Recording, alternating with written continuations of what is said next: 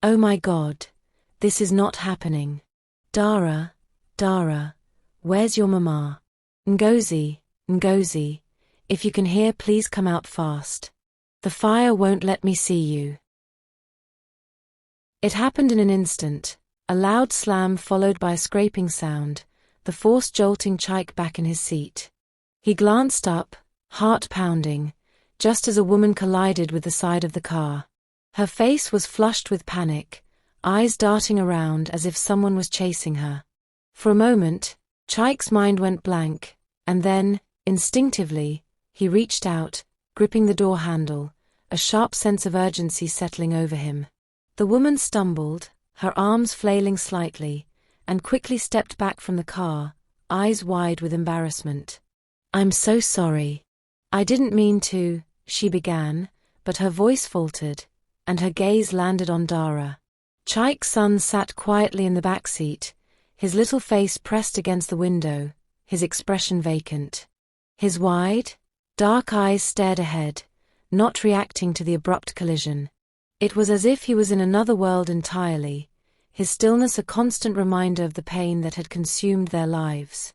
The woman paused, eyes flicking between Chaik and Darra, before quickly muttering, I'm fine. Really? She turned to leave, but Chaik, a sense of unease tugging at him, leaned forward and spoke.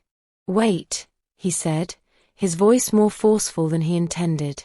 Are you okay? The woman hesitated, looking around again, as though ensuring no one was watching, before glancing back at him. I'm fine, she replied quickly. I was running from some guys. Nothing to worry about. Chaik didn't believe her, but there was something in her voice, something in the way she avoided his eyes, that made him think otherwise. He watched her for a moment, before the instinct to protect, to do something, surged within him. It's late, Chaik said. And it's not safe out here. You're clearly in some kind of trouble. Let me give you a ride. The woman gave him a nervous look, as if weighing her options. Her gaze flicked toward Darra again, and something about her expression made Chaik uneasy. It was as though the woman knew something he didn't. Something about Darra. Thank you, she finally said, her voice softening. But I don't want to trouble you. I can manage. You don't have to worry about that, Chaik insisted, his voice gentle but firm.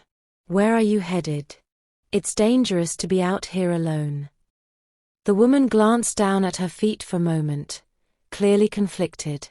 Then, after a deep breath, she gave him an address, though her voice faltered when she said it.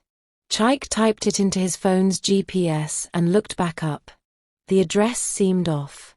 It wasn't far, but it led to an unfamiliar, run-down part of the city. You sure that's where you're going? He asked, brow furrowed. She quickly nodded, though her hesitation was palpable. Something wasn't right. Her story didn't quite add up, and the way she acted, it was as if she didn't want him to know the truth. Chaik wasn't sure why, but he felt a compulsion to help her, as if his life had shifted at that moment. All right, Chaik said, his tone softening. Let me take you. She gave a grateful nod, and without another word, she climbed into the front passenger seat. As they drove, the tension between them hung in the air, thick with unspoken questions. The woman began to speak after a few moments of silence, her voice low and hesitant. My name's Amora, she said, her gaze focused on the road ahead. I've been living under a bridge near here for a while now. I don't have anywhere to go. Chaik's grip on the steering wheel tightened. There was a sharp edge to her words, a bitter resignation, but also an underlying strength. He couldn't help but wonder what kind of life had led her to this place. And before that? Chaik asked, unable to mask the curiosity in his voice. Where did you come from? Amora shook her head slowly, her eyes distant as if searching for words she couldn't quite find. I don't remember much. Just that I've been struggling to survive, she said softly, her voice trailing off. The rest is foggy. I'm not even sure who I really am. Chaik glanced at her, his mind racing, but he didn't push further. She clearly didn't want to talk about it. He wanted to help, but he also didn't know why. There was something about her, something hauntingly familiar, though he couldn't place it.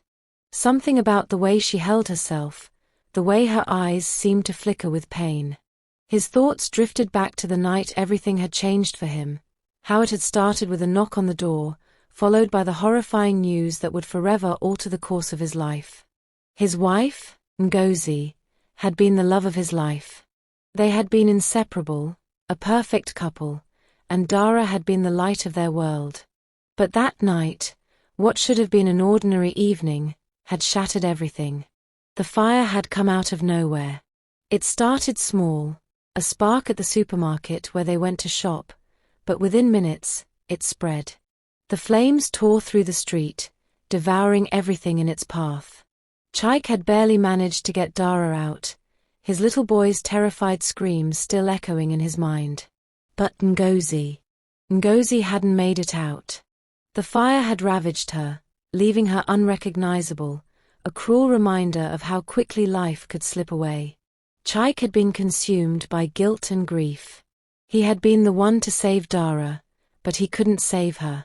In the months that followed, Chaik had retreated into himself, too broken to even think about what had happened. Darra had fallen silent, his small, innocent mind unable to process the horrors he had witnessed. Chaik had done his best to protect him, but nothing could undo the damage. They had moved to this faraway city, a place where the memories of that night couldn't follow them, he hoped. But there was a part of him that knew the truth. Nothing could ever erase the past. The car swerved slightly as Chaik snapped back to the present, realizing that Amora had been talking again. "I don't want to impose on you," she was saying. "But, thank you for letting me stay at your place. I don't know where else to go." Chaik hesitated, a wave of unexpected compassion washing over him. His instinct screamed at him to help her, even though the situation felt more than a little strange. But then he looked at Darra, who was still silent, still lost in his own world. Chaik could only offer one response: "You can stay. I'll figure something out." As the car drove through the streets of Lagos, Chaik couldn't shake the feeling that this moment, this encounter with Amora, wasn't a coincidence. It was a turning point. The beginning of something unexpected, and perhaps, something that would unravel everything he thought he knew about his life. Chaik listened in silence, but Amora noticed his eyes were clouded, as if he was holding back something. "I know you've been through something, just like me," Amora said quietly. Maybe that's why I feel drawn to him." To Darra. She paused. "I just wish I could help him more." Chaik, who had been staring at the glass of wine in his hand, didn't reply immediately. There was a moment of tension between them, the kind that only existed when two people were too caught in their own grief to fully open up to each other. He cleared his throat, his voice hoarse when he spoke. "I've been trying, Amora. I've been trying to get through to him, but nothing works. He's too quiet, too broken. I don't know how to fix him." But Amora knew something Chaik didn't. Darra wasn't broken. He was just waiting. Waiting for someone to reach through his silence, to see past the darkness that had clung to him since the fire. That night, something changed between them. It wasn't a big thing, not something they could point to or name, but Amora could feel it in the air. They were both trapped by their pasts, but maybe, just maybe, they could help each other find a way out. But as the days passed, the weight of Darra's condition seemed to get heavier. One morning, Darra woke up with a fever. At first, Chaik thought it was just a minor illness, something that could be fixed with rest and fluids. But as the hours passed, Darra's condition worsened. He became lethargic, his skin pale and clammy. Panic set in when Chaik rushed him to the hospital, only to be told that they couldn't find a matching blood donor for the transfusion. The doctors were running out of time, and Darra's health was deteriorating by the minute. Chaik felt powerless, a father who could do nothing but watch his son suffer. He stood by Darra's bedside, his face pale with fear, unable to even comfort the boy who had fallen silent again, too weak to even look up. In a moment of sheer desperation, Amora stepped forward, her voice steady and calm despite the urgency of the situation. "I'll do it," she said, her eyes meeting Chaik's. Chaik turned to her, disbelief etched across his face. "What do you mean?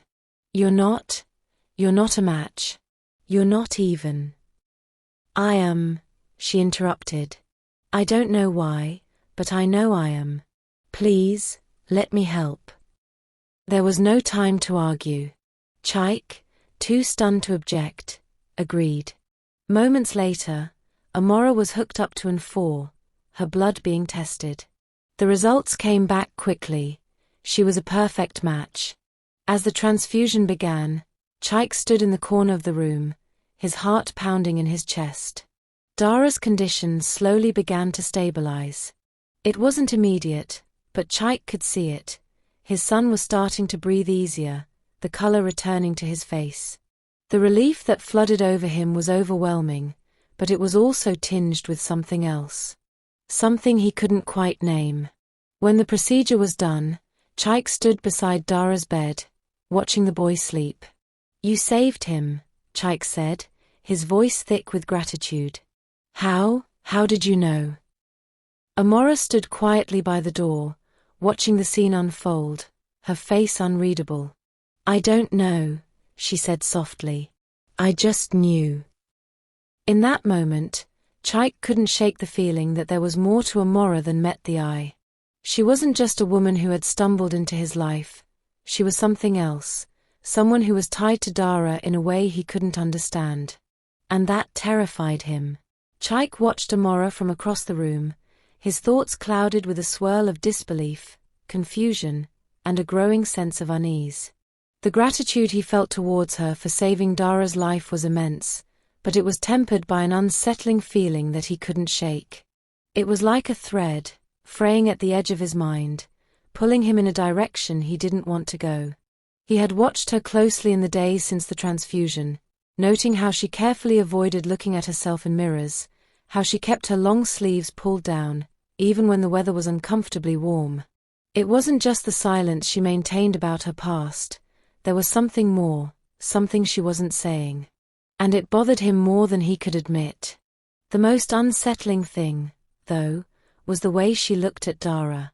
It was as if she recognized him in a way that no stranger could, as if there was a connection between them that went deeper than simple kindness. She cared for him in a way that felt maternal, and yet, every time Chaik had tried to ask her about it, she would avoid the conversation.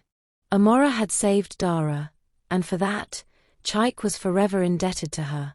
But there was something about the scars she hid beneath her clothes, the burns that marred her skin in places that shouldn't have been touched by fire, that made him question everything. Her story didn't add up. The pieces didn't fit. The woman who had appeared out of nowhere seemed to have a past that tied her too closely to his own. Chaik had spent enough time in the world of business, where truth was often manipulated and secrets were buried beneath layers of lies, to know when something was off. And then there was the way Amora moved, her quiet grace, her hesitance when she spoke of her past. Her memory lapses, the strange way she looked at Darra sometimes, as if she was trying to remember something. One night, after Darra had fallen asleep, Chaik sat in the study, staring at the old photo of Ngozi that had been left untouched for months. The picture was taken on their honeymoon, a time when everything had felt perfect, when their world had been whole. He hadn't been able to bring himself to touch it in all this time, too afraid that the memory of her might be too much to bear. But tonight, it felt different. Something gnawed at him, something urgent. He needed answers. With a heavy sigh, Chaik picked up his phone and made the call to a private laboratory in Lagos. He knew it was reckless, that it could destroy the fragile thread of trust that had begun to grow between him and Amora, but the gnawing feeling wouldn't let go. He needed to know. The next morning, Before Amora could protest, Chaik had arranged for her to come in for a routine health checkup. His plan was simple. While she was there, they would also take a DNA sample. It wasn't a foolproof plan, he couldn't be certain it would work, but the idea that he could confirm the truth, one way or another, was all-consuming. Amora seemed to accept it without much question. She had always been a little hesitant when it came to anything medical, but she agreed and went along with it, probably assuming it was a part of Chaik's offer of help. Later that evening, when the results came in, Chaik sat alone in his study, staring at the paper in his hands. His heart beat erratically as he read the words in front of him. The results were unmistakable. There was no mistaking the truth. The woman who had come into his life so suddenly, who had saved his son's life, who had seemed so lost in her own world, was his wife. Amora was Ngozi. His breath caught in his throat as he read the next line. The DNA test confirms that Amora is the biological mother of Darra. Chaik sat there for a long moment, the weight of the revelation slowly sinking in. His mind was a jumbled mess of emotions. He couldn't move, couldn't breathe. How could this be possible? How could it be that the woman who had been living under a bridge, who had lost all memory of her life, was Ngozi? His Ngozi, the woman he had lost in the fire, the woman he had mourned for years? The fire, the one that had destroyed everything, had taken away more than just Ngozi's life. It had taken her memories, her identity, and left her wandering, alone, in the streets of Lagos. She had become Amora, a woman without a past, someone who had no idea who she truly was. Chaik stood up abruptly, his chair scraping loudly against the floor. He walked out of the room, his mind spinning, his chest tight with confusion. He couldn't breathe. How could I not see it? He thought. The burns, the way she avoided mirrors, the way she looked at Darra, all of it pointed to the truth. It was her. It had always been her. He made his way through the hallways of the mansion, his footsteps heavy and unsteady. As he passed the guest room, he stopped, his heart pounding as he turned to face the door. The woman he had opened his life to, the woman who had become Darra's lifeline, was his wife. She was Ngozi. But the years of pain, of grief, and of loss had left their mark on both of them. Amora had no memory of him, of Darra, or of the life they had shared. Chaik opened the door gently, his hands trembling as he stepped inside. Amora was sitting by the window, gazing out at the night sky, her profile illuminated by the dim light from outside. She didn't turn when he entered, but her back stiffened slightly. "I know who you are," Chaik said, his voice hoarse, barely above a whisper. Amora's shoulders tensed, and for the first time, she turned to face him. Her eyes were wide, filled with a mixture of fear and confusion. "What are you talking about?" she asked, her voice barely audible. Chaik took a step forward, his heart hammering in his chest. "You're Ngozi, aren't you?" Amora blinked, as though the question had knocked the breath out of her. She opened her mouth to say something, but the words caught in her throat. Her eyes darted around the room, as though searching for an escape. "How?" she whispered, her voice shaky. "How do you mean?" Chaik didn't answer right away. Instead, he reached into his pocket, pulling out the DNA results. He held them out to her. "I had a test done. You're Darra's mother. You're Ngozi." Amora's hands shook as she took the paper from him. Her eyes scanned the page, her face draining of color as the truth hit her like a blow. This cannot be. But at this point, the flashes she has been having ever since that incident begins to make sense to her. She is picking it up in pieces. "I only remembered the fire," she said softly, her voice breaking. "I remember flashes. But I couldn't remember it all." Tears welled up in her eyes, and she wiped them away quickly. "I didn't want to remember," she whispered. "The fire, it took everything from me." Chaik felt his heart crack. He had been holding on to his grief for so long, burying it beneath layers of anger and guilt. But now, standing in front of him was the woman he had thought he'd lost forever.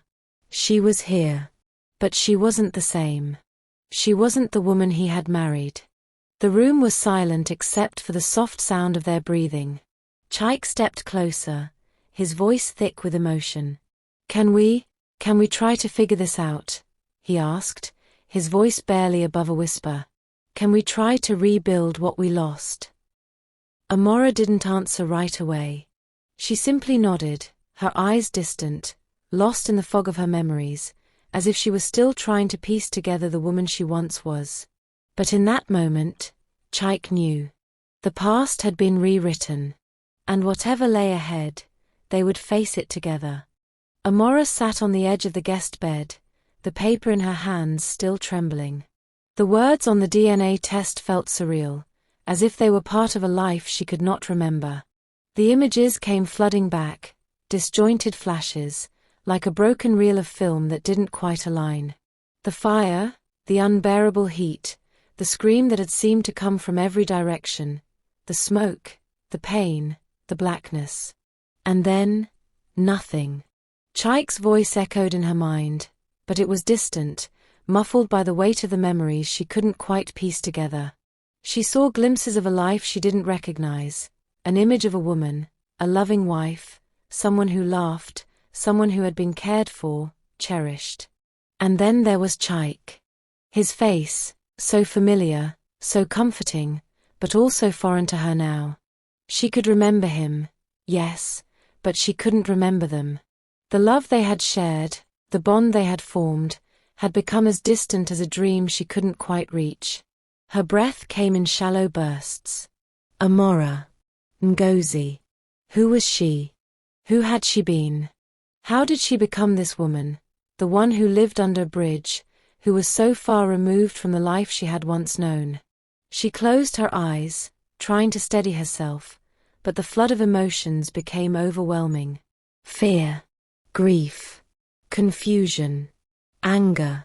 A wild mix of feelings that churned within her, leaving her paralyzed. She felt a hand on her shoulder, warm, familiar. She opened her eyes and saw Chaik standing there, his face etched with the same confusion she felt within herself. He had been waiting, silently, giving her space. But now, the tension between them was palpable. "Amora," he said softly, his voice thick with emotion, "I know this is hard. But you're not alone. We can figure this out together." She shook her head, tears threatening to spill from her eyes. "I don't know who I am anymore," she whispered. "I remember flashes, but it's like I'm not even her anymore. I'm just a stranger."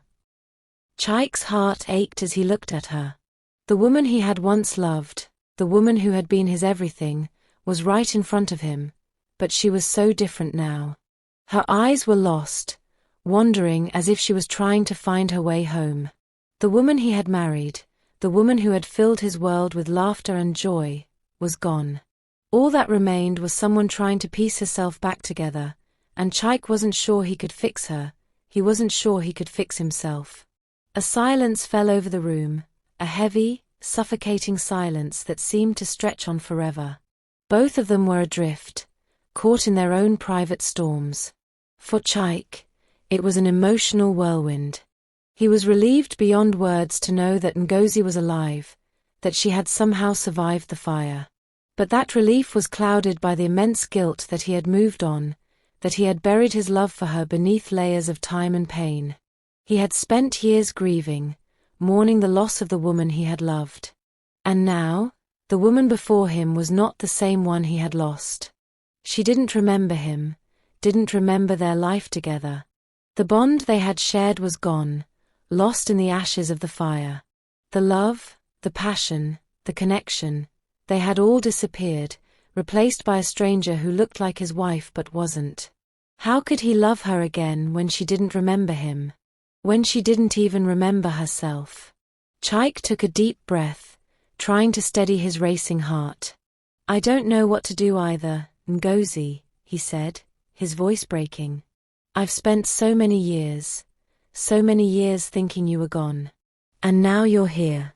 But you're not the same. You don't remember me. You don't remember us. Amora, Ngozi, looked at him with eyes full of sorrow. I'm sorry, she whispered, her voice trembling. I wish I could remember.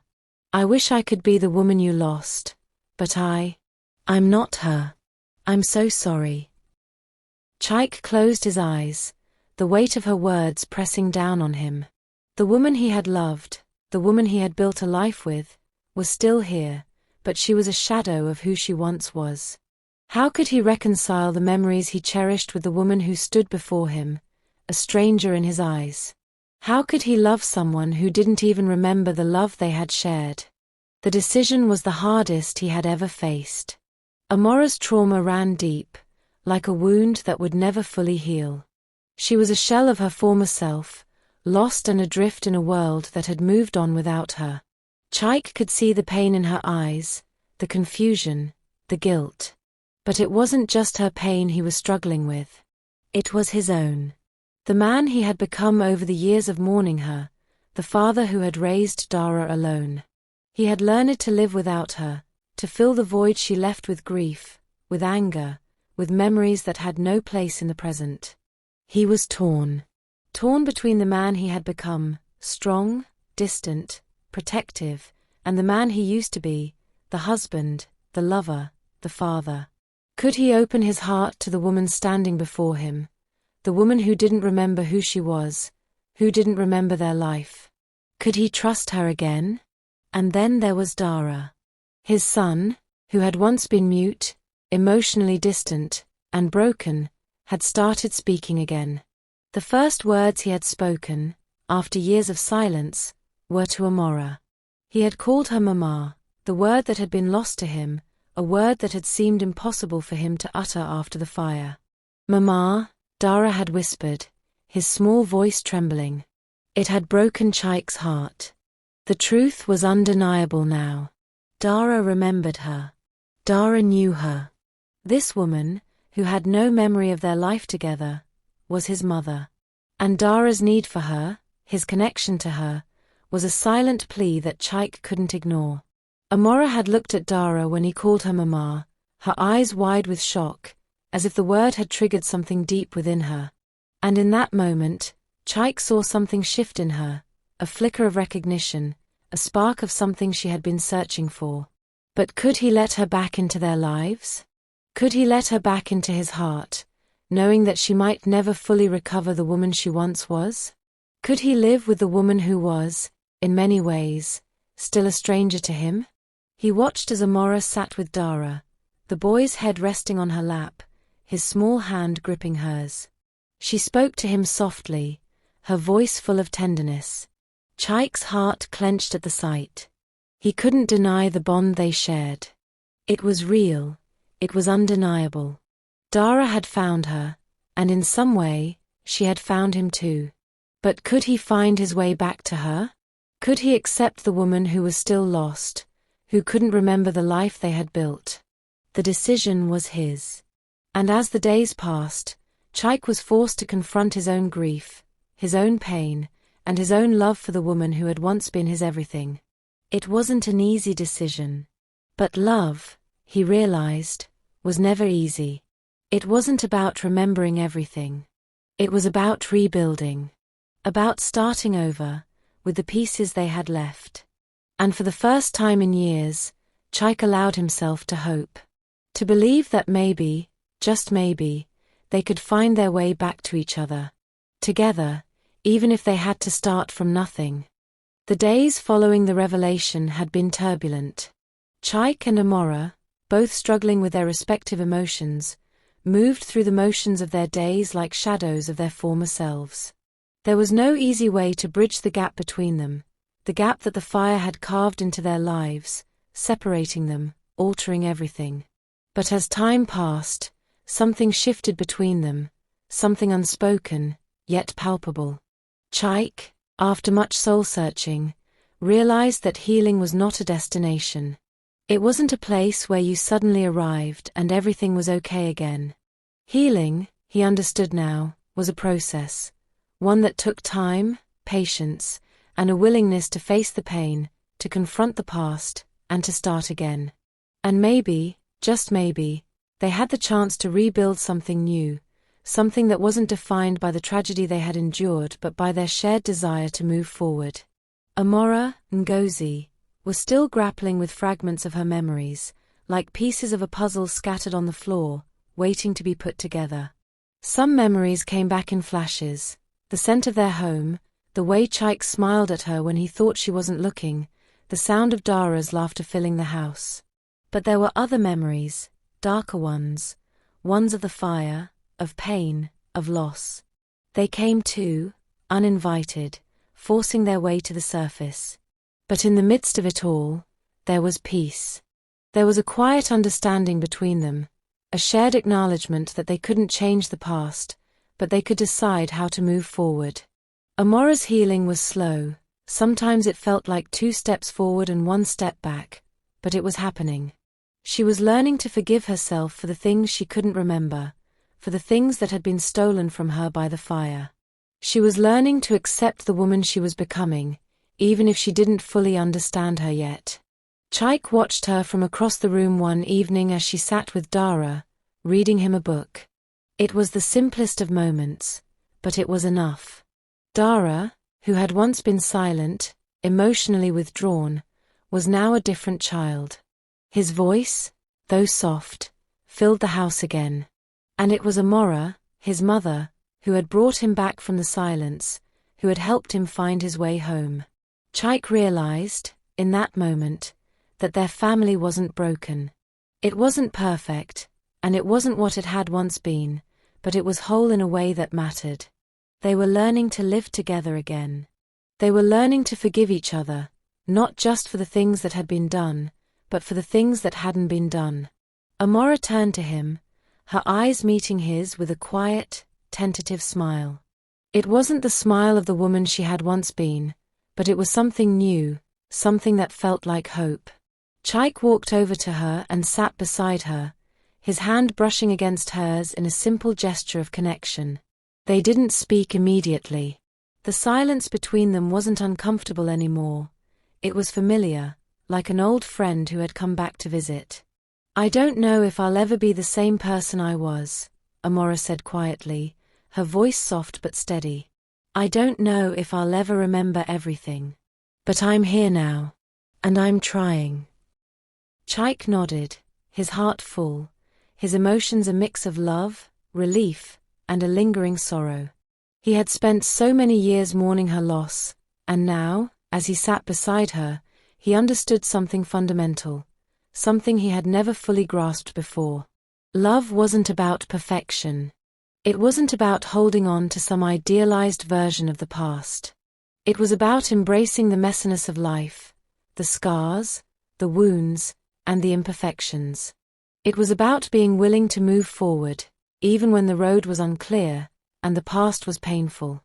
"None of us are the same person we were before," Chaik said, his voice thick with emotion. "But we're still here. And we have a chance to rebuild, to heal." Amora leaned her head against his shoulder, the warmth of their bodies comforting her in a way that words couldn't.